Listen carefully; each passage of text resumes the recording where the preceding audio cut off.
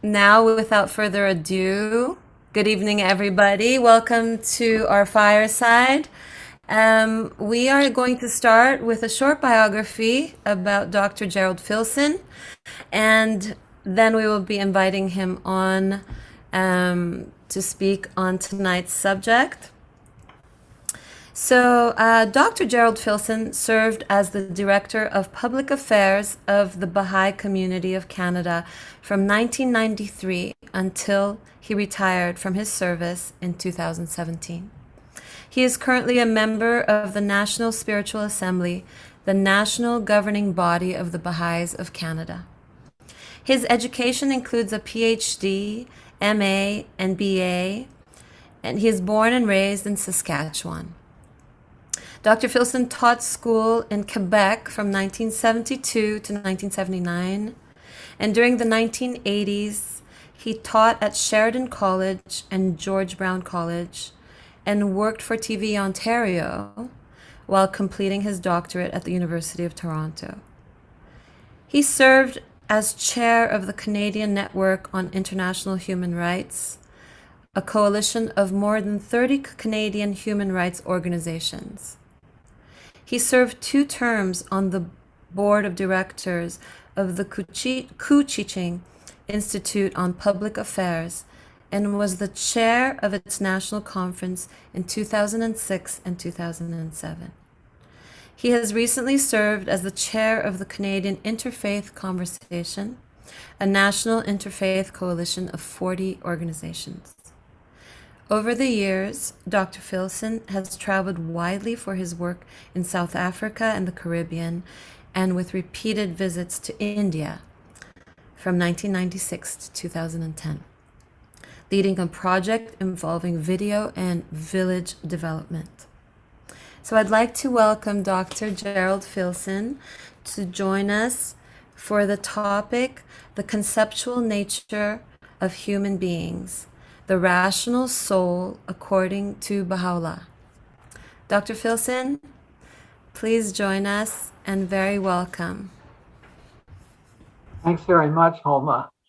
And I see all the number of people here and many friends, so I hope you will enjoy a bit of philosophy, because in this presentation, I want to talk about the human mind, and I'll have some closing comments about the mind's relationship to the rational soul. And I do this by comparing Baha'i ideas to insights about the mind that come from contemporary philosophy. Because in my reading, I found some of those insights in philosophy to be helpful in their similarity to a Baha'i view of the mind. So I start by comparing animal rationality to the mind, as that is the easiest way for me to explain some of these philosophical insights, as well as Abdu'l-Baha's understanding of the human mind. There are currently 3 projects that are popular in the culture, projects about which many contemporary philosophers are quite critical. And these criticisms are not unlike the shortcomings in those projects that a Baha'i would have. The first project is the leveling of the human mind to merely an evolved animal rationality. The second project is the idea that a neuroscientific understanding of the brain is all that we need to explain consciousness and the mind. And the third project is the idea that artificial intelligence will overtake the powers of the human mind, as some sci-fi books and movies have it, even perhaps generating consciousness. These are what are called reductive explanations of the mind. And by my reading of philosophy and passages from Abdu'l-Baha and Baha'u'llah, those reductive projects are not credible and they don't stand by the light of reason. So here I say less about artificial intelligence, but refer you to philosopher Eric J. Larson's book published this year by Harvard University Press, titled The Myth of Artificial Intelligence, Why Computers Can't Think the Way We Do. Larson explains very well the difference between the human mind and artificial intelligence. Robert Pippin, a University of Chicago philosopher, summarizes well the views of many of his colleagues when he says, quote, "There's something about some human capacities that will never be explicable scientifically, no matter our eventual knowledge of feedback loops and brain reorganization." But before I discuss why the American philosopher John McDowell and Abdu'l-Baha both understand how different our minds are from animal rationality, I want to be clear about how necessary neuroscience and studies of animal rationality are. They are definitely helpful in our understanding of the mind, but they are not sufficient. They don't capture the mind in a way that gives a complete account of the nature of the human mind and its capacities. Like philosophers, Baha'is have immense respect for science as essential to human advancement. And so Baha'is recognize that the mind is to a large extent dependent on the health of the body and the brain. Abdu'l-Baha sent a wonderful letter on the subject of the mind in reply to Dr. Auguste Forel, a scientist and co-founder of the first neuron theory of the brain. And he wrote, quote, "For the mind to manifest itself, the human body must be whole, and a sound mind cannot be but in a sound body." At the same time, other comments in that letter of Abdu'l-Baha also made it clear that as necessary as scientific study of the brain is, it is not sufficient for a full understanding of the powers of the human mind. So now to the question of animal rationality. Since antiquity, of course, philosophy has compared human beings to animals, and John McDowell and Abdu'l-Baha both use this comparison in order to advance a sound understanding of the human mind. McDowell argues persuasively that the human mind has a conceptual way by which it knows and engages a world, while the animal responds to an environment. And if you think about this for a moment, a world and an environment are very different. Robert Pippin, again, summarizes well a common view in philosophy that human beings have, quote, "no naturally determined niche in the world of nature." There's no natural man, even though philosopher Rousseau invented that as a means merely to contrast it with the foibles of human beings in society. And certainly it's easy to agree with the Harvard philosophy professor Christine Korsgaard, that while we characterize human beings as moral or immoral, we never describe animals that way. Although, curiously, a few centuries ago in rural France, animals were apparently put on trial for their crimes. But the absurdity of that speaks for itself. And as Abdu'l-Baha has noted, along with countless philosophers, the rapidity of changes in our human ways of life, in culture, changes in the arts, music, science, and other human endeavors are not only rapid changes, but they are accelerating. While there are only slight changes in animals' ways of life across the millennia of physical evolution, and any rapid change to their natural place in nature, we can now see often leads to their extinction. So this rapidity of human cultural evolution is due to the awareness or mind that is conceptually shaped, free and spontaneous in some degree. We know the world conceptually, and by that I mean that we rely on an enormous background of concepts that shape the world we have in view as we take in and engage with the world, whether it's physicality and material structure, or with the abstractions and realities that are of the human world, most of which are immaterial, if we think about it.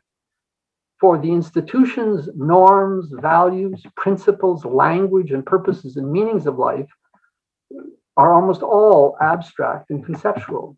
And by conceptual, I mean simply, to quote German philosopher Marcus Gabriel, a concept is simply something that means, by means of which we can distinguish something or some things from other things. The concept of a dog distinguishes dogs from cats, but also from lions and earlobes. And by concepts, we also distinguish indignation from anger, or generosity from kindness.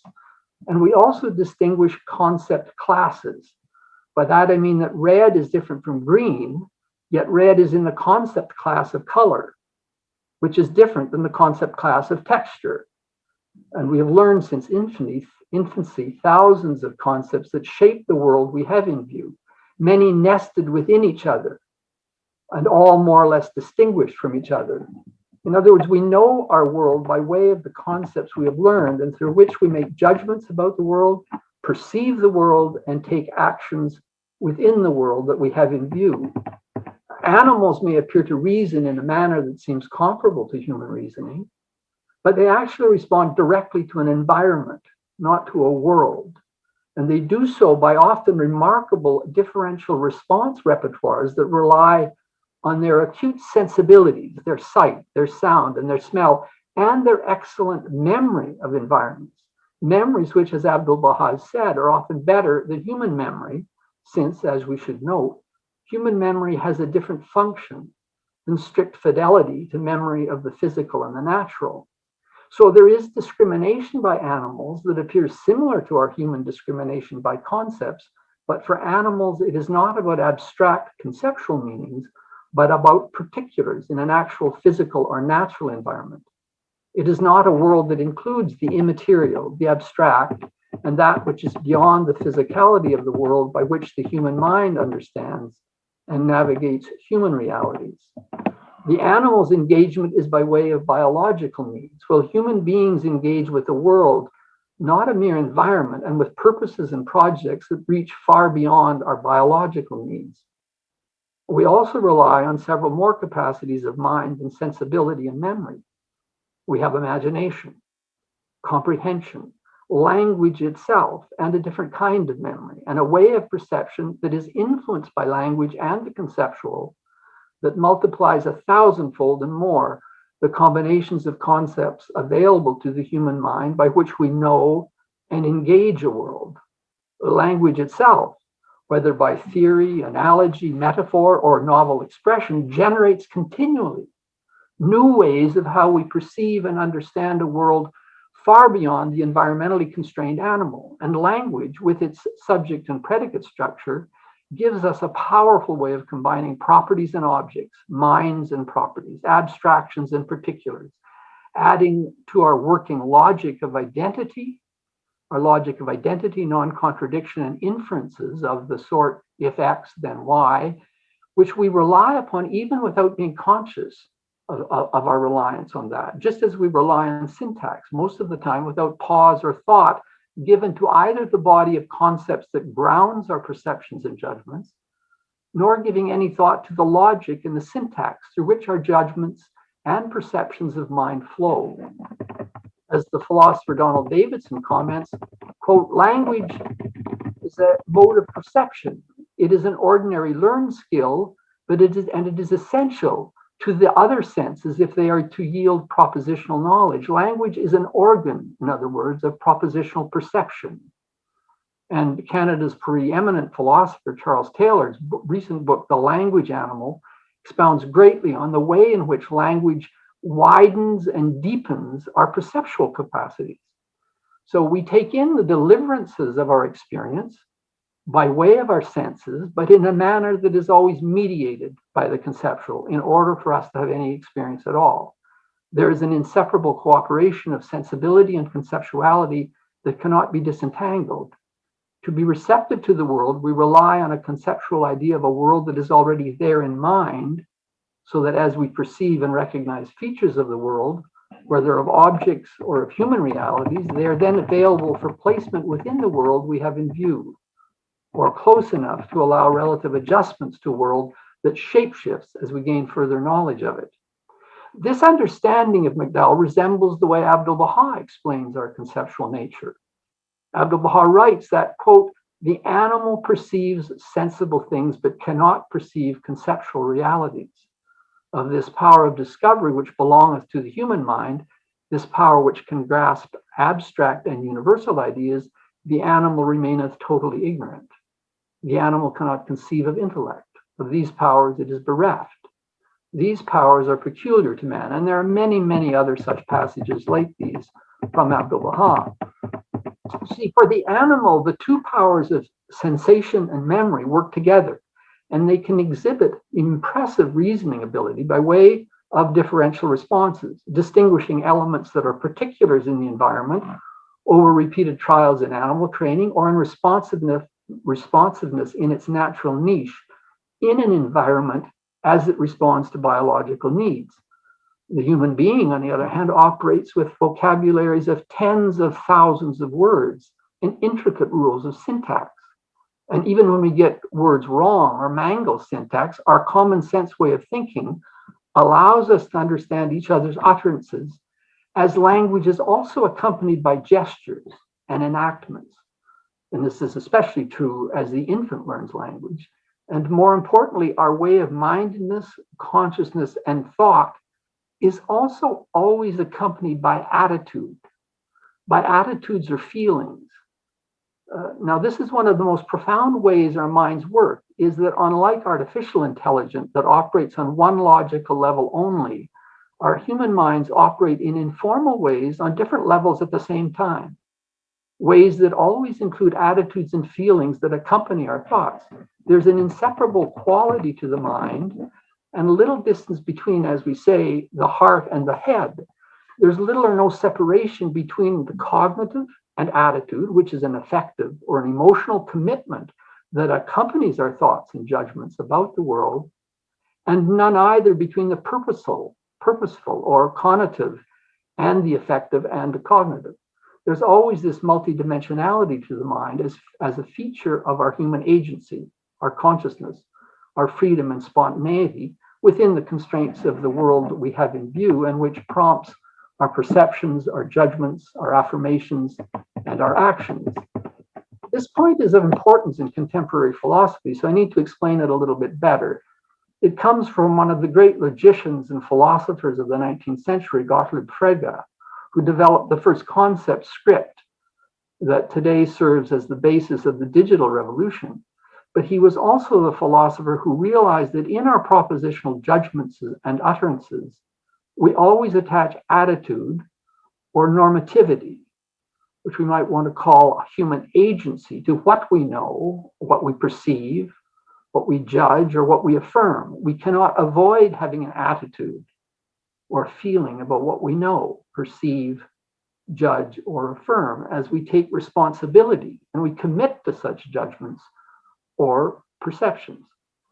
We do so by our enthusiasm or our detachment, by our strong or weak affirmation, by our level of confidence or our tentativeness, our sincerity or our insincerity, and so forth. We cannot think without attitude accompanying, however implicitly and however not, how usually not apparent to us, as our consciousness moves us along through our lives. So there is today in philosophy the realization that the mind is not really cognitive or intellectual, but one that has feelings as well as beliefs, attitudes that are themselves conceptual, even in our knowing the object world, as well as the world of principles, purposes, norms and standards, and all manner of human situations that we enter into, and the judgments and the actions by which we engage the world. The philosophers here at the University of Toronto, Ronald de Souza and Martha Nussbaum at the University of Chicago, have written books on how emotion and feeling reflect how we take in and evaluate situations of life, however poorly our effective judgments have been educated, which is an area of great weakness in the current culture. De Souza calls the situations of life paradigmatic situations to which we respond with emotions, ones that we've learned from childhood, either again, well or poorly. But they do represent evaluations and judgments about the world. The title of de Souza's book makes the point, The Rationality of Emotion, as does Nussbaum's book title, Upheavals of Thought, The Intelligence of Emotions. And these books are far more insightful than that popular book a few years ago about emotional intelligence. A leading German philosopher, Rainer Forst, writes, quote, "Feelings are expressions of our beliefs and evaluations, not their opposite. Someone who did not have any moral feelings would not really be a participant in social evaluating practices." And Robert Pippin writes, quote, "A rational capacity to take up the view of the other is based on a deeper and more original affective capacity." Now, Andrea Kern at the University of Leipzig follows MacDonald's thinking about the conceptual nature of our rational capacity. Her book, Sources of Knowledge on the Concept of a Rational Capacity for Knowledge, points in the direction of Baha'u'llah's idea of the single reality of mind that I will read shortly, insofar as our rational capacity for knowledge brings together seamlessly in our self-conscious judgments and perceptions, our beliefs, our standards for truth, or our standards of the right, or standards of the good or the beautiful, if that is what we're judging or perceiving, and the background warrants for our beliefs about the world that also includes logic and syntax in our capacity for knowledge about a world by way of our perception, our judgment, and our actions. We know something, though we don't consciously bring those standards of truth, beliefs, concepts, and background to our judgments, unless we are questioned as to why we think we know something or why we took a particular action that we did. We were able to give reasons for them. Such ability to judge comes, of course, by learning to judge situations either as true and correct or incorrect by the person so judging. And it is always a self-conscious judgment, as our knowing something is always being conscious of knowing something, manifested by the use of concepts and explanations that are dependent on that very capacity. Now, here my language is a bit too philosophical, but the point is that judgments are about the consciousness of judging. And it is the self-consciousness of knowing that we judge truly or not. And we also learn to know too when we don't judge truly. Now, Baha'u'llah revealed a tablet about our rational faculty, and he used the term rational faculty, that is important to these considerations. He describes the role of the rational faculty as fundamental to the agency of mind, whose instrumentalities can be understood to a degree, even though its actual nature cannot be. And he begins the passage on page 164 of the Gleanings. "Consider the rational faculty with which God hath endowed the essence of man. Examine thine own self, and behold how thy motion and stillness, thy will and purpose, thy sight and hearing, thy sense of smell and power of speech, and whatever else is related to or transcendeth thy physical senses or spiritual perceptions, all proceed from and owe their existence to this same faculty. Were thou to ponder in thine heart, and note, he says we ponder or think in our heart with feeling and attitude, therefore, if wert thou to ponder in thine heart from now until the end that hath no end, and with all the concentrated intelligence and understanding which the greatest minds have attained in the past or will attain in the future, this divinely ordained and subtle reality, thou wilt fail to comprehend its mystery or to appraise its virtue. Or there's another passage from Baha'u'llah from Summons of the Lord of Hosts where he writes, spirit, mind, soul, and the powers of sight and hearing are but one single reality, which hath manifold expressions owing to the diversity of its instruments.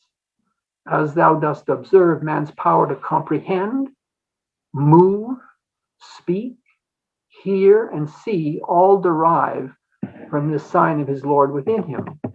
Among the followers I've mentioned here in my presentation, and others too, many have written about this integrity of the mind in which its reasoning and judgments and perceptual nature come together in inseparable ways. Though for such secular philosophy, the soul is not brought into the picture, and I will comment on that missing link later. But their understanding of the mind runs directly counter to the reductive explanations that the mind can be described and explained merely by knowing how the brain functions, or that our minds are similar to animal rationality, or that AI, artificial intelligence, can ever possibly model the human mind. The views of these philosophers see the mind as a unified set of capacities that integrate the power of sight and hearing and ways of reasoning that include a range of realities that make up the human world, realities that include our beliefs, our feelings, our attitudes, norms of behavior, purposes, intentions, and meanings in our lives, all of which are avenues of comprehension, imagination, and understanding, but which our human agency of consciousness and spontaneity of mind operate at a logical level above and beyond what natural or physical science can account for by mere description and explanation of causal and extensional mechanisms. The idea I want to emphasize here is that the mind operates by reasoning through these multiplicity of realities, beliefs, feelings, attitudes, purposes, life meanings, and so forth, in order to arrive at the kinds of practical and moral judgments and actions we're then able to justify with reasons, whether good reasons or not. We always have reasons. Kant, in his early efforts to understand the mind in the terms of modern philosophy, called this integration of sensibility and conceptuality the unity of apperception, a term that always puts undergraduate students off philosophy. In today's language, we use terms such as cognitive penetration and the binding problem that are labels for issues that will continue to be insurmountable barriers to artificial intelligence and neuroscientific attempts to understand fully and completely the functioning of the mind. Our minds are able to bring into judgments and reasoning multiple streams of information, including our own sense of ourselves, our various roles in life, parent, whether a child, an employee, a friend, a member of this or that association, and we move through these different roles flexibly and naturally without pause, a capacity that is available to our minds. Now, Baha'u'llah's reference to our one single reality and yet to the diversity of its instruments captures well this idea that is alive in contemporary philosophy, that human reasoning has to manage multiple realities, all with different modalities, and that provide the background or horizon on which we ground our decisions and our reasoning about life. As Marcus Gabriel, the German philosopher, puts it, quote, whatever is real is integrated in a network of concepts. Every concept refers to another. If you know a concept, you thereby know a bunch of others too. This thesis is known as semantic holism and says that you're able to deploy a concept only if you're able to deploy a whole battery of further concepts that stand in various logical relations to it. And he writes further, our self-conception as minded reflects our value systems and our personal experiences. It has developed in complex ways in the tension between our understanding of nature, literature, legal systems, values of justice, our arts, our religions, socio-historical and personal experience. There just is no way to describe these developments in the language of neuroscience or AI that would be superior or even equal to the vocabulary that we already have in hand when we talk about these things.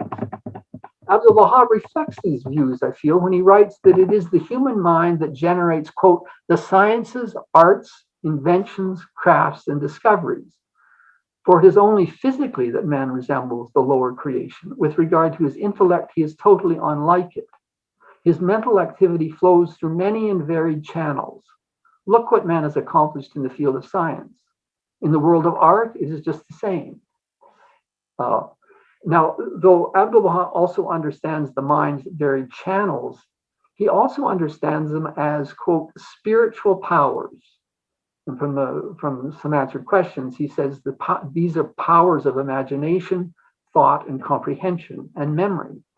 These are spiritual powers. So we perceive and know the world by categories or concepts of thought, and each scene or tableau that we come upon in our experience of life bring with it a manifold of sensations that we're able to grasp by the elimination and reduction of the available information and the millions of sensory bits available to our senses, bringing to our experience an understandable world that we then have in mind and through which we're able to understand experience at all. The psychologist Timothy Wilson estimates that the brain is inundated with 11 million discrete bits of information per second, of which no more than about 40 can be consciously processed. That is the power of the mind and the power of our learning to manage a world, not simply an environment, but to manage a world by way of our conceptual view of the world. Now, as inseparable as these multiple capacities and realities of mind are, it is also very difficult to go beyond the conceptions that we have accumulated in our learning.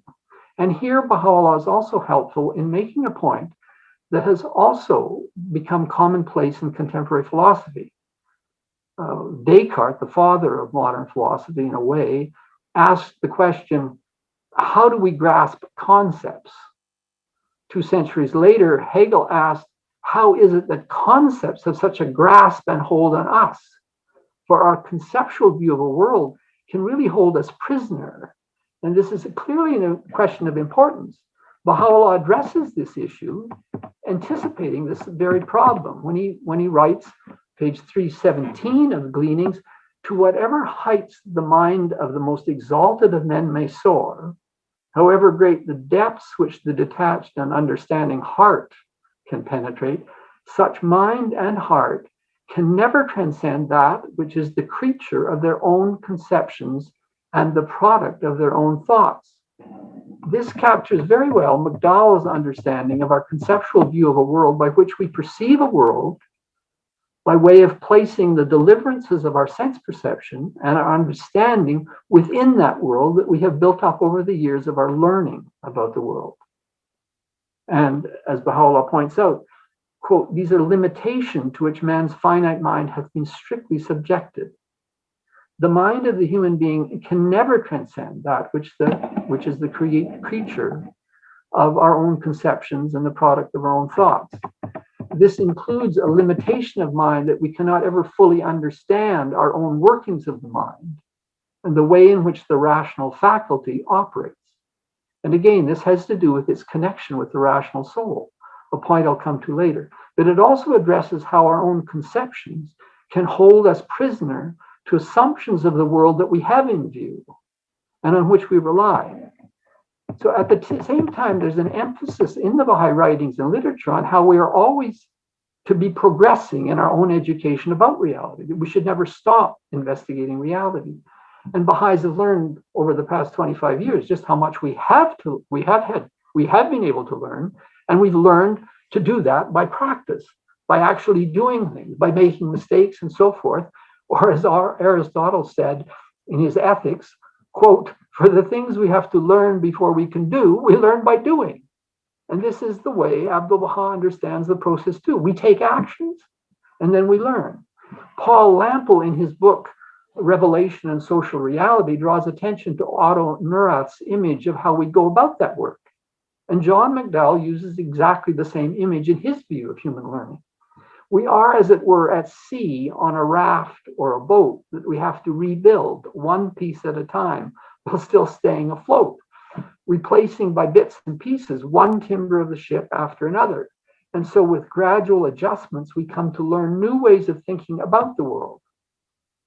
McDowell writes, like, quote, like any thinking required in our perception of the world and our actions in the world, like any thinking, ethical thinking is under a standing obligation to reflect about and criticize the standards by which at any time it takes itself to be governed.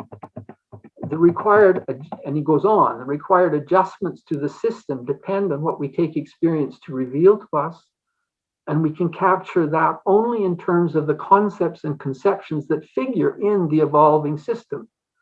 What we take experience to tell us is already part of the system, not an external constraint on it. And it is by perception and the more rigorous nature of action that we most successfully advance our learning. And such standards of human reasoning have to do with how we have learned by the accompaniment of others, by our family and friends, and by teachers. Standards or norms of how we judge correctness or truth about the world, standards of what is right, what is good, and what is beautiful. All concepts that impart to our self-conscious perception and judgments the standards and norms we rely on in having a world in view that then represents the best accounting we can muster for the facts, the values, the principles, and the standards we rely on. We do not, after all, first encounter a physical world of objects when we're first born. As babies, we come into a growing awareness and consciousness by way of a reality that involves people and their minds, as much more influential on the baby's early consciousness than on our first encounter with a world of objects. Babies meet mother, father, and significant others, and they experience their consciousness in immediate relationships of gestures and enactments that are powerful. Babies begin learning immediately through social practices that are mindful practices, not practices merely relative to a physical world, but engagement that involves relationships with other minds, their concepts, and their standards and norms, which are also concepts, learning of the world in both its physical and mental features by way of a kind of triangulation between their minds, other minds, and the third reality of an object world, relying on others' first-person reactions and expressiveness regarding the object world, along with relationships of emotions, meanings, and intentionality with respect to their own awakening and burgeoning consciousness. As infants, we assume the only assumption would be available to us, given our complete dependency on other people, that others in their reactions to us, particularly mothers, as well as their reactions to objects, have minds and consciousness as we do. However open that consciousness is for newborn babies. Obviously, as infants, it's not so much a thought, but the first glimmerings of a world we wake up to over the years of our infancy as we learn a complexity of feelings and thoughts that is extraordinarily vast. It is the way of the human mind, learning from our first word at 12 to 18 months to the age of 6, when we've got well over 10,000 words before school begins, learning rules of syntax and semantic usage, as well as logic, that builds to an enormous complexity on very thin evidence and experience. And it's not that one word is uttered and then another in a cumulative process of learning, but what we now clearly understand is a process of gestures, actions, enactments between mother and father and baby that builds a world of sense, a holistic picture that is grasped by the baby so that mama may be the first word, but it is expressed within a baby's understanding already of a whole world of previous interactive gesture and response with other minds that has been growing in the mind of the baby. This allows the baby to begin utterances in speech that are intimately tied to a blossoming world, a world where the sun comes up gradually, as it were, as the infant develops and learns. Now, Davidson writes and does so persuasively of how we have two languages. This is Donald Davidson, a California philosopher, one about the physical realm and one that is about the mental realm, and how we use these two languages, neither of which he feels can be translated into the other, and we do so without pause or deep reflection. We do so in conversation and in how we go about our lives. Abdu'l-Baha agrees to an extent, and Abdu'l-Baha writes, quote, human knowledge is of two kinds. One is the knowledge acquired through the senses, that which the eye, the ear, or the senses of smell, taste, or touch can perceive is called sensible. These are called sensible realities, or Davidson's language of the physical realm. And Abdu'l-Baha goes on. The other kind of human knowledge is that of intelligible things. That is, it consists of intelligible realities which have no outward form or place and which are not sensible. For example, the power of the mind is not sensible, nor are any of the human attributes. These are intelligible realities. Love, likewise, is an intelligible and not a sensible reality. For the ear does not hear those realities, the eye does not see them. And he continues. But when you undertake to express these intelligible realities, you have no recourse but to cast them often in the mold of the sensible. For outwardly, there is nothing beyond the sensible. Thus, when you wish to express the reality of the spirit and its conditions and degrees, you're obliged to describe them in terms of sensible things. For example, for grief and happiness, you say, my heart becomes heavy. And this is Abdu'l-Baha writing. Or my heart was uplifted, though one's heart is not literally made heavy or lifted up. Another example is when you say, so-and-so has greatly advanced, although he reigns in the same place. Or so-and-so has a high position, where like everyone else, he continues to walk upon the earth. Now, what is striking here is the way that Abdu'l-Baha anticipated current philosophical thinking about the mind, and certainly about language, as Charles Taylor discusses in his book, The Language Animal, and how through metaphor, analogy, as well as theory, we advance our ways of perceiving the world. Now, in considering the issue of language, and because of shortness of time in this quick canvas of some philosophical insights that match up with Baha'i concepts, I want now to jump to a consideration of the astonishing breadth and depth of the language of Baha'u'llah's revelation, and how it can be helpful in providing the kind of language necessary to our learning. Learning, of course, which we do by perception and by action. But with the kind of language available in Baha'u'llah and Abdu'l-Baha's writings, we are aided in the rebuilding of our ship of concepts, timber by timber. This is language that, whether you believe or not in Baha'u'llah's divine inspiration, can be of immense help and can speed the learning process regarding how we think of the norms, the values, the principles, the concepts that can provide for a much sounder world that we might then learn to have in view.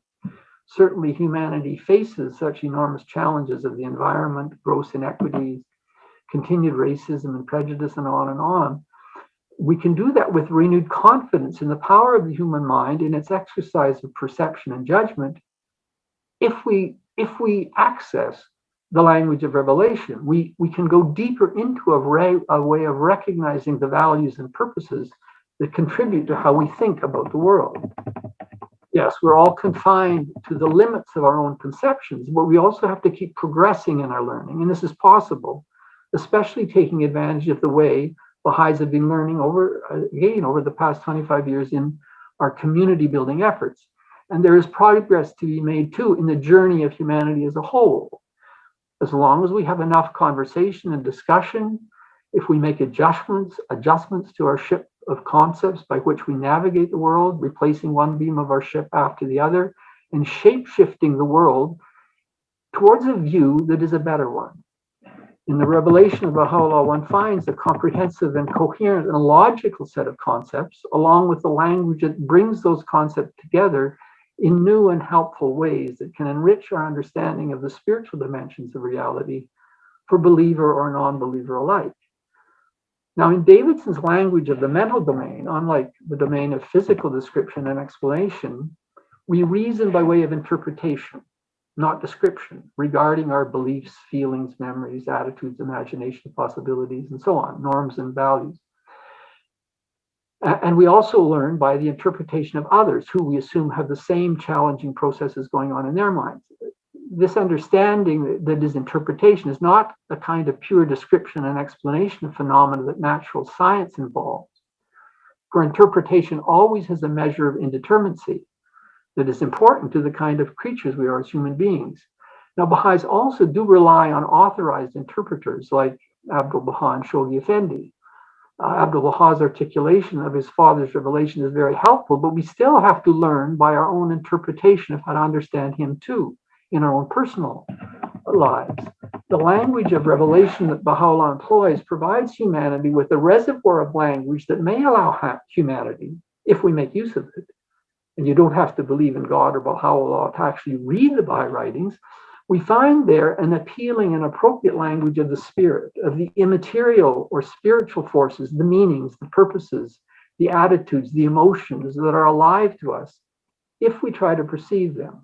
Baha'u'llah refers to the power of speech and utterance and how he has instilled into every word a fresh potency. He cites Muhammad, quote, "We speak one word and by it we intend 170 meanings. Each one of those meanings we can explain." Genuine revelation language then has the capacity of both a level of indeterminacy and the capacity to extend its meaning, which then helps us to deeper penetration into the reality by way of our perceptual and purposeful capacities of mind.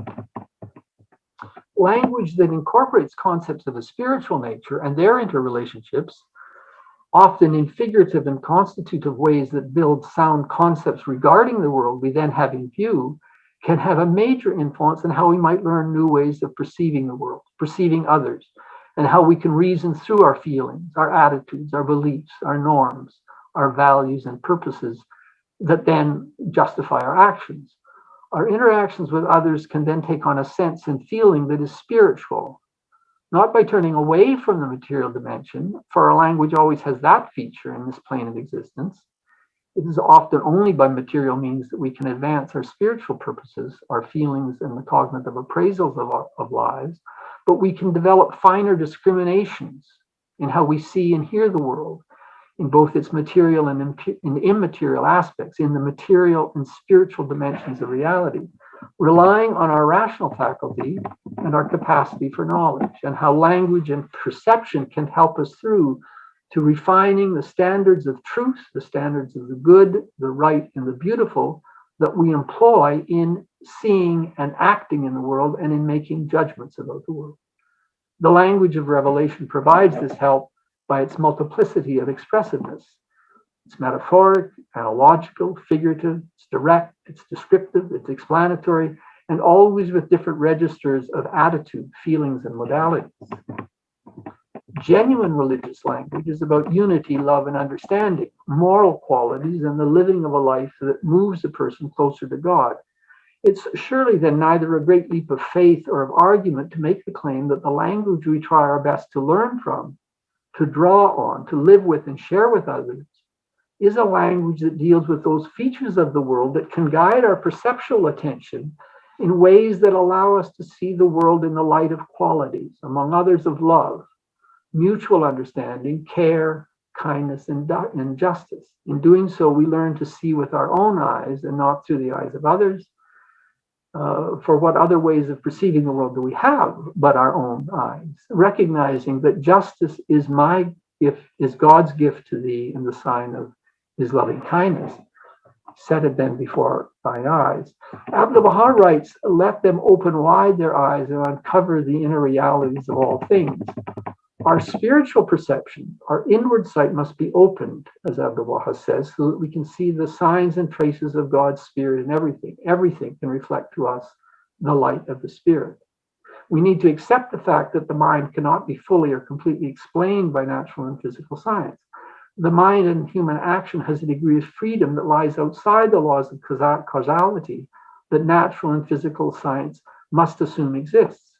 But the Baha'i idea of mind goes one step further than most, but not all, contemporary philosophers in their persuasive arguments that science and description and explanation of the merely physical and natural cannot fully accommodate the capacity of the mind. And that is the idea, the Baha'i idea, that the mind is beyond, really beyond the physical and the natural by its relationship to the soul. The mind in its relationship with the soul may be dependent on the health of the brain and body, but it is not entirely of that world, for it reaches into a higher level of reality.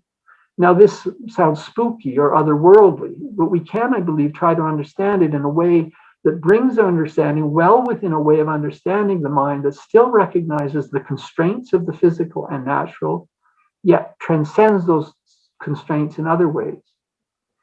Before all else, God created the mind. Abdu'l-Baha cites this holy tradition on the first page of The Secret of Divine Civilization, writing, "This supreme emblem of God stands first in the order of creation and first in rank. He refers to the intellect and wisdom as luminous lights. How grace and splendor derive from wisdom and the power of thought." Abdu'l-Baha then describes the mind as, quote, "the power of the human spirit, the light that shines from it. The mind itself, reason itself, is an ideal reality and not tangible." So Abdu'l-Baha understands the mind as a set of, quote, "powers within him of which nature is devoid." Or another quote, that man is superior to nature and that the mind has spiritual powers. It's only physically that man resembles the lower creation. With regard to his intellect, he's totally unlike it.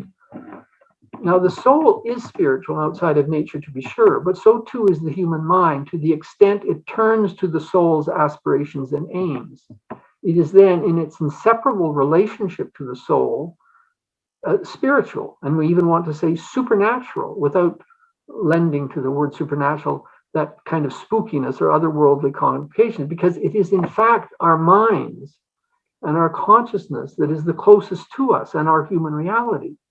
But it is certainly a human reality. It needs to be understood as a reality of two dimensions, the material and the spiritual. It is a world that is in a world that is intensely materialistic and secular. The idea that the mind is beyond the physical and the material and is spiritual and above and beyond nature is an idea that is alien to our current culture. However, unless we understand that our minds are beyond and outside of nature, then we won't be able to look after nature as we should, nor look after our human relationships and the world of humanity as we should. Unless we realize who we are as human creatures, that we are different in kind and quality from animals and nature in the physical world, we won't be able to take the responsibility that is ours as spiritual creatures, looking after the natural world as we should, treating it in ways that preserve its integrity and health, and preserving our own human health, spirituality, and materially, both personally and collectively. As Baha'u'llah says, "Make your escape from the darkness that surroundeth you. Let your vision be world-embracing, rather than confined to your own self." So thank you very much for listening. Thank you so much, Dr. Filson. I have a few questions here for you, but I would really ask as a lower form of human intellect, I think, if you could make your answers a little bit more simpler no, they don't have to be shorter, but simpler in the sense that I think the vocabulary was so philosophical and some of the questions are more down to earth, I would say, that I just wanted to ask you, and excuse my ignorance in what I am saying, but one of the questions has to do with, I think, the missing link that you mentioned, that you were going to speak about, and of course you did, but the question is, the mind is an intellectual thing. Whether one is a theist or atheist, one can believe in the mind. Baha'u'llah says, however, that it is the soul that recognizes God. How do you see the relationship between the mind and the soul? So you spoke about the mind and the soul as connected by spirituality, but how would you explain that in lay terms, let's say, that we can comprehend and process? Well, there is the passage from Baha'u'llah in Summons of the Lord of Hosts, where he says, mind, spirit, and soul are a single reality. So I think it's important that we accept that the mind, soul, and spirit are a single reality.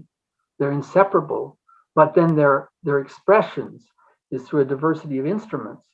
I think it's impossible to separate the mind from the soul. I think the mind is very much a part of the soul, but But I can't explain that. I don't think even the rational faculty, the passage about the rational faculty, Baha'u'llah says near the end of that we can't understand it. We can't fully grasp what it is. And so I don't think there is any way to divide the mind and the soul. I think that's the problem with, that's the myth of artificial intelligence. That's the project of trying to reduce the mind by neuroscience to explanations of simple physical brain happenings. I don't think we can. I don't think we can go to that depth. We just have to rely on the powers of the human mind. I also don't think the mind should not be understood as simply intellectual. The mind is also affective. It has attitude. We cannot make a judgment unless we have attitude attached to it, or which is human agency, which is feelings. So that too is a thing that people have understood these intelligence tests, and they try to divide the cognitive from the affective. But the heart and mind, Baha'u'llah writes about the heart and mind. He says, ponder things in your heart. Well, in other words, think. There's no separation, I think, between the mind and the heart. Our society has separated the two. I think that's the best explanation when Baha'u'llah says, ponder in your heart, when actually we are pondering in our mind, but if he is saying it's in our heart, then those two things are interchangeable and so connected that we can't disconnect them in any way that to explain them as separate entities. Is that what you see it as? Yeah, and he often uses the expression the mind and the heart. We cannot understand by the mind and the heart. That's the other passage that I used. Is the mind and heart can't go beyond the conceptions that are ours. And it's constant through the writings. It's the Right. mind and the heart, which means basically our affective capacity and our intellectual capacity, and also our purposeful capacity. The philosophers have this wonderful word, conative. The conative is the purposeful, our intentionality about what we're doing and what actions we're taking. It all goes together. It's a seamless way that the mind works. I understand. I have a question here. How do you reconcile the quote of Baha'u'llah regarding the limitations of our concepts? Gleanings, page 317. Such mind and heart can never transcend that which is the creature of their own conceptions and the product of their own thoughts. Yeah. And the prayer, O God, O thou who hast cast thy splendor over the luminous realities of men, shedding upon them the resplendent lights of knowledge and guidance, and has chosen them out of all created things for this supernal grace, and has caused them to encompass all things, to understand their inmost essence, and to disclose their mysteries, bringing them forth out of darkness into the visible world. So the person is asking for you to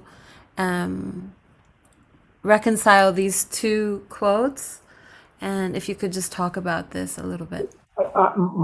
This is my personal understanding, is that yes, we are constrained by our own conceptions and the concepts that we've learned, but that on the other hand, we're exhorted to keep learning new concepts. In other words, concepts have an enormous grasp on us. This was the observation of Hegel. He said that we're bound by these concepts, and we have to break free of them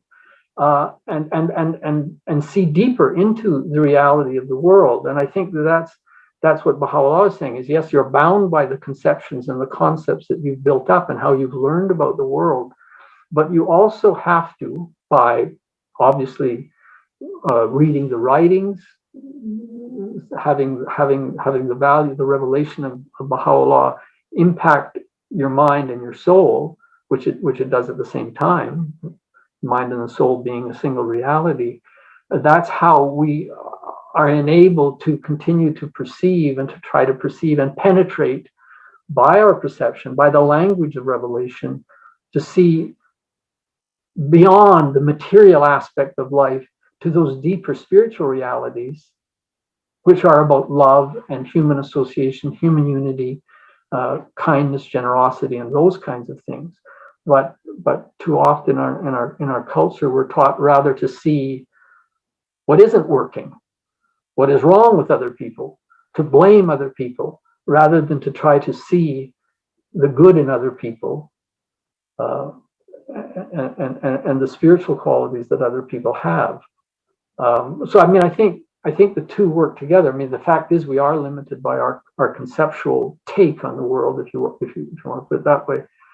But then we have to break free of those concepts. And unfortunately, our education, I mean, my own stilted education, I have great difficulty breaking free of all kinds of learned responses to the world, whether it's emotional and affective, or whether it's purposeful on the cognitive side, or whether it's cognitive. But would you say that language then plays a big role in that cultural learning that we have? So the language is one of the sensible qualities that makes us human beings, but it also limits our understanding of the world around us. Yeah, and it's the language of revelation, the word of God, that pushes us forward, that allows us to learn new concepts, new ways of understanding the world, new metaphors, new images, new ways of novel expressions that are there that you find in the writings. And the book by Charles Taylor, the language animal, is really remarkable in terms of the number of examples. It's just a deluge of examples about how language has allowed human beings to see more. Even in science, it's the language of entities and forces and causal relationships that have allowed us to perceive the natural world or the physical world in ways that are just astonishing. So that theory has that effect on us. The language of theory has that effect. The language of metaphor and imagery and so on has this other effect that pushes us forward into seeing all kinds of things that we wouldn't have seen before, combinations of qualities. I mean, that's how we can understand now abstract art. We understand abstract work because of the feelings and so on that allows us to have, the way music operates. Because music too is conceptual. I mean, I'm not saying that words are necessarily conceptual. Words are conceptual, but so too are images, so too are sounds, so on. So we understand everything in that it conceptually shaped awareness we have of the world, or how we discriminate the world. And language plays a big part, and there's an interplay between language and the arts. With regards to what you just mentioned about the divine word or divine revelation pushing man forward. This is something I think a lot of us have discussed with our atheist friends or non-religious friends. Their natural behavior can and is usually influenced by divine revelation, but they are not aware of it. So how do we discuss this? How do we contrast this with our friends who are not believers in God, let's say, but their behavior is defined by divine revelation over thousands of years?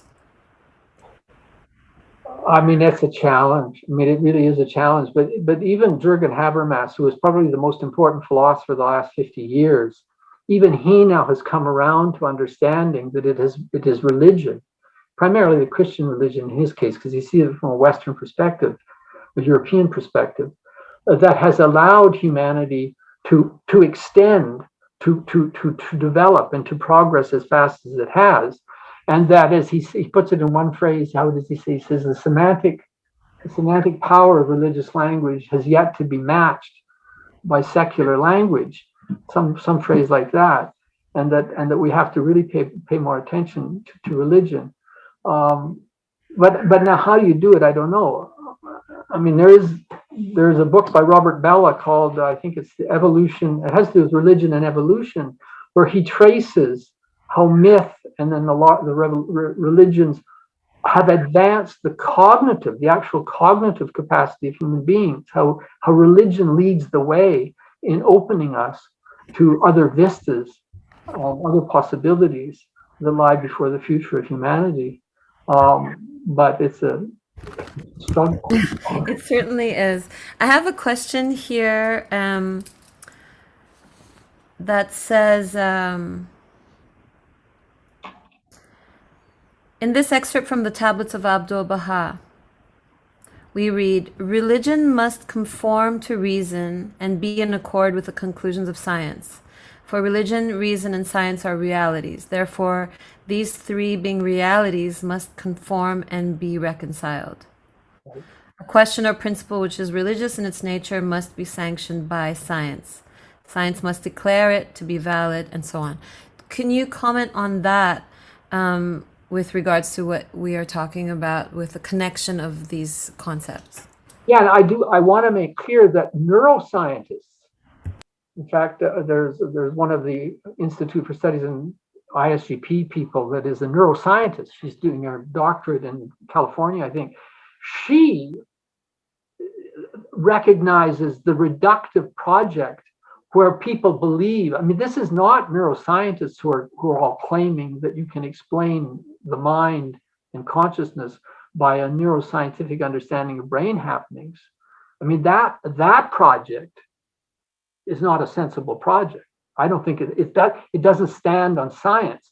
The genuine science of neuroscience has developed all kinds of understandings which are helpful to keeping our brains healthy. I mean, I just read Sanjay Gupta's, the neurosurgeon who's a CNN commentator, his book Keep Sharp. It was very aptly named, since Shoghi Effendi said that in the future, the refinement and sharpening of the human brain would be important. So it is important that we continue those studies, and it's very important that we look into them. But they don't explain completely. They don't have a full accounting. They're necessary but not sufficient to explain the mind and the soul. So it's not these reductive projects of animal rationalities like human rationality or artificial intelligence can eventually generate consciousness and so on. These are popular scientific conceptions rather than genuine science. They're not based on genuine science. So I think that you have to make that distinction between reductive explanations of the mind. And I think these philosophers, some of them, Robert Pippin, Marcus Gabriel, and John McDowell, and so on, do it very, very well. And they do it in ways that are very much running in parallel with things that you find, certainly passages from Abdu'l-Baha, who sort of, I think of him as the philosopher of the Baha'i faith.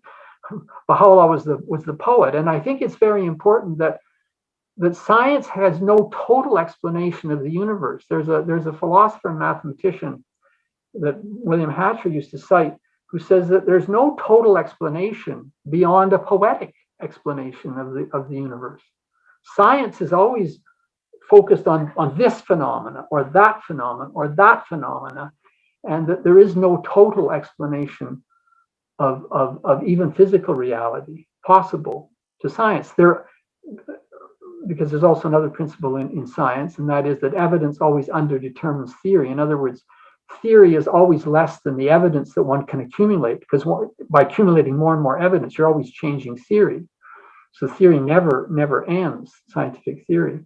And so we'll never arrive at a total explanation, even of the physical universe. So there's these ideas that one can explain the mind and the rational soul by these reductive projects that are very popular out there in newspapers and in the popular media, are not based on genuine science. Science is about evidence gathering. It's about gathering evidence that supports theories. And theories are always underdetermined by the evidence out there. There's always more evidence that will change your theory, which is why we had such arguments about the pandemic. I mean, the scientists, you have to listen to them. They're the best. They know the best about it. They know the most about it.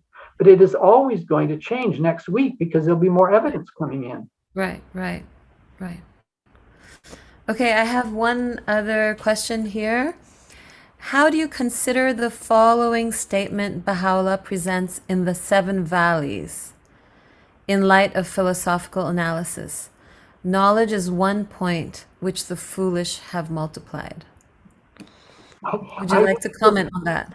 I think it's wonderful because I tell you, philosophers are troubled people, and I became a people accept the faith out of common sense, out of intuition, out of serendipitous events that happen in life, out of mystical experiences, and so forth.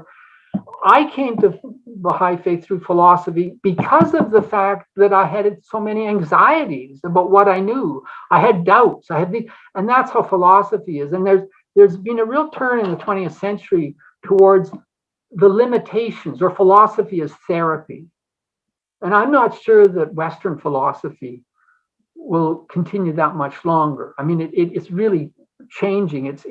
I think it's the good part of philosophy is going to converge with things of the faith. When I became a Baha'i, I felt every Baha'i I met was a philosopher in a way. But it's the anxieties and the doubts and the skepticism and the cynicism and so on that push philosophers to do that. And I think that's a very important quote. I don't think there's a need necessarily for philosophy. And I think all the things I've said tonight, what we just need to do is have confidence in our rational faculty, have confidence in the mind, that the mind can penetrate the immaterial and the spiritual dimensions of life just as it does with the physical things of life. So I take that quote very much wholeheartedly as a kind of a critique of the philosophers. Although Abdu'l-Baha also said that philosophy is important, and there's a talk, and I have some of the quotes somewhere, where he does say that philosophy, even materialistic philosophers, have contributed to humanity. But I think philosophy has a great deal to do with coming back to spirituality. Because I mean, there's always a room for philosophy. But I love that quote, and I think it's a warning to philosophers. It's a warning for all of us. I'm sure. But okay, I have another question here. For Aristotle, the type of soul possessed by human beings, unlike the vegetative soul and the sensitive soul, the rational soul has the capacity for rational thought. But watching the relationship, I'm not sure if you have watched the documentary called My Octopus Teacher. But there's this person is quoting, but watching the relationship of an octopus with a human documentarian, I ask myself, don't animals also think in a more primitive way, creating logical deductions not encoded in their DNA through instinct? So this documentary, just as an explanation, shows the relationship between a man and an octopus that pretty much becomes his pet or his soulmate or his friend and his teacher over a period of 1 year, when he visits this octopus every year, every day. So I think this person is asking about the way that the animal perceives us, and not only the way that man perceives thought and knowledge and thinking, but the way animal perceives not thought and knowledge and thinking. Could you please comment on that? I mean, yeah, I mean, the animal rationality is extraordinarily impressive in many ways. But you see, with acute sensibility and sense equipment and acute memory of environments, if you put those two together, you can develop an idea of mind that is really powerful. I mean, but at the same time, you know, the dog wags his tail and is happy to see you, and you feel all warm and fuzzy because you're greeted by your pet dog. But a 2-year-old child will not do what a pet dog does. It'll meet you in a different way each time you come home, because that child has other things going on in his mind. He's not just reacting to your coming home the way an animal does. I mean, this idea that animal rationality is comparable to human rationality, I think, is one of my pet peeves, obviously, because Abdu'l-Baha says it. I mean, he says it very clearly. And remember that woman who asked him, will I have the dog in the next world? And Abdu'l-Baha's answer was very astute. He said, you will if you need it. but generally dogs don't have souls that are immortal. I mean, we know that. We also know that from other things Abdu'l-Baha said. But the still animals are astonishing in the ways, and I do think there is a kind of a logic, a fundamental logic that animals must have. But it's always about particulars. It's always, they don't have universal, as philosophers call it, universal, and Abdu'l-Baha uses that term too, universal concepts, abstract concepts. It is all about particulars that they're able to read. They're able to, maybe their dogs can count and things like that, but they don't count by classes. They discriminate by these differential repertoires that they have of discriminating in environments in ways that are astonishing to human beings, but not like human thought. At least by what I read in Abdu'l-Baha and McDowell and some of the philosophers I read. Yes. I just wanted to ask you then, there's this one question here. I find it a little bit more complicated. I'm going to read you the whole question. The mind is connected to the brain. The mind is part of the physical creation. We cannot speak of an immortal mind because the powers of the mind are dependent on the brain and will disintegrate at the time of death. But the soul, the master says, is entirely outside the order of the physical creation. So while the mind and the soul interact in this world, I understand that the soul is ultimately immortal, but not the mind. Well, Abdu'l-Baha says very directly that the mind is not of nature in the physical world. Abdu'l-Baha uses the word mind, and that's the word that he uses. Would you say then it's interchangeable with the word soul in this particular sense? No, I don't think it is. I think the mind, I think, as Baha'u'llah says, the mind, spirit, and soul are a single reality. They are a single reality. And there is that passage about the next world that is obviously there is a quality of the mind that goes into the next world. It is not and also Baha'u'llah uses the term rational soul, and he uses the term rational faculty. I mean, there are all these terms that are very, very difficult to distinguish and discriminate. But obviously, Abdu'l-Baha says it very directly, says it in a number of places. The mind is beyond nature. The mind is outside of nature. The mind is not of the physical realm. It is not of the natural world. Now, it is obviously like that with the soul, and I don't understand it. I don't think we're able to understand that. Maybe in the next world it'll be explained to us, or we'll know in the next world. But the soul, obviously, the soul is outside this reality. But other things you read in the writings, the mind is also. Now, the mind is dependent on the brain, but it's the expression of the mind that is dependent upon the brain. And there's that image that the brain, in being clouded or not working properly and dysfunctional in certain aspects of it, will block the light that the soul, or the rational soul, or even, as you could say, the rational faculty has in seeing the world. I mean, I have a daughter who's handicapped, mentally handicapped. She fasts. Now, why does she fast? She came down one day and she says, "Why are you fasting? I'm going to fast too." And so she's fasted all her life. She's fasted since she was like 20 years old or something like that. Well, obviously there's some kind of thing going on there in her mind and her rational soul that is able to penetrate the veils and the difficulties of her mind, of her brain, her physical brain, that allows her to understand certain things. So I think these are questions that are very, very difficult. And I think maybe neuroscience will help to kind of solve them. I mean, neuroscience knows a lot about the brain, but it only knows the brain insofar as the brain brain is a vehicle of the mind in its expressions, but also is a vehicle that sometimes doesn't work very well. The transmission goes, and we have problems communicating and giving expression to the mind.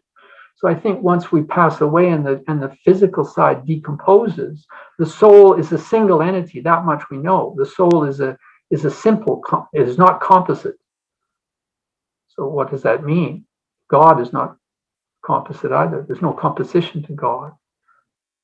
So I don't know these questions. I don't think philosophy would be able to answer these. I don't think scientists can answer these. Right. Well, as part of that, maybe the other question here is, according to Merriam-Webster, the rational soul is defined as the soul that in the scholastic tradition has independent existence apart from the body, and that is the characteristic animating principle of human life as distinguished from animal or vegetable life. Would you say that for the Baha'is, the definition of rational soul is a bridge between the spirit and the mind? There is a letter to New Zealand from the Guardian, from Shoghi Effendi, where he talks about the body, the mind, and the soul. And the mind, I have it here somewhere, but I don't want to take the time to look for it. The mind interacts between the soul and the body. So there is that feature too. But then, of course, you have to put that beside the comment by Baha'u'llah that the mind, spirit, and soul are a single reality. They are a single reality, but they're diverse expression. They have diverse instrumentalities of expression. So again, these are issues that I don't have the competence or the insight to shed any light on them. But I don't think one should go to a dictionary for our understanding. I mean, dictionaries have a certain use, but not all that great, because language is always outrunning dictionaries. Yes. There is one comment here. The answer might be found in the outward and inward powers in some answered questions. Well, I've read all that. Would you like to comment about that? That would be that. Yeah, I mean, the outward and inward powers, that it's very true. And then there's I used a lot of some answered questions in some of the passages I used from Abdu'l-Baha this evening. And I have a much longer paper on the same subject. And there's a common, what's it called? Not common faculty or common something that brings the two together. But I think, well, I don't have really, I'd have to think a lot about that to answer that. I mean, I think it's an important issue, and I think some answered questions is very rich. And I've read all those sections related to the mind and to the outer powers and the inner powers and so on. But the common faculty is that the common faculty. That's it. Yeah. Which may be the rational faculty. And the rational faculty, because Abdu'l-Baha, Baha'u'llah's, the passage in the rational faculty from Gleanings, page 164, is about the fact that even our perception, our hearing, sight, our movement, our will, our purpose, all of that is involved with the rational faculty, and he includes in that perception. Just as he does in this single reality quote, he includes perception as part of that single reality of mind, soul, and spirit. John McDowell writes a lot about this. He's very difficult. He was a philosopher that Dr. Arbob read and talked about sometimes, and that is that McDowell talks about the cooperation between the conceptual and the sensibilities, and this is an issue that Kant, Hegel, and all the way up to Robert Pippin and all these other guys I've been talking about are still perplexed by and are still struggling with determining how one how one analyzes perception and mind.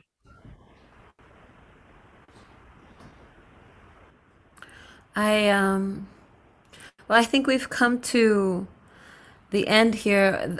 I want to keep listening, and I really thank you for this very dense and very deep conversation we've been able to have here today. Unfortunately, our time is coming to an end, and if you'd like to close with a few words, or we could just open everyone's mic so that you can say hello to each other. I know that there are many people who haven't seen each other for decades, and sometimes this connection is a very lovely one to have. And it will not be part of our YouTube presentation, obviously, but we would be happy if everyone wants to just come in and chime in for a few minutes. Dr. Filson, would you like to close with a few words, or should we just open for everyone? It's just a phrase from Baha'u'llah that I learned the other day, I read the other day, and that is that the domain of his decree is too vast for the tongue of mortals to describe, or the human mind to comprehend, and the domain of his decree, or the dispensation of his providence are too mysterious for the mind of man to comprehend. And I think that that's an important thing to end on, is that there are mysteries in providence and in the domain of God's existence that are simply imponderables. So that I'll close on that note. Thank you, though. That was really lovely. Thank you so much for being with us and for speaking to us about a subject so dense and so deep. Really, I enjoyed it very much, and I'm really grateful that you took the time to be with us tonight.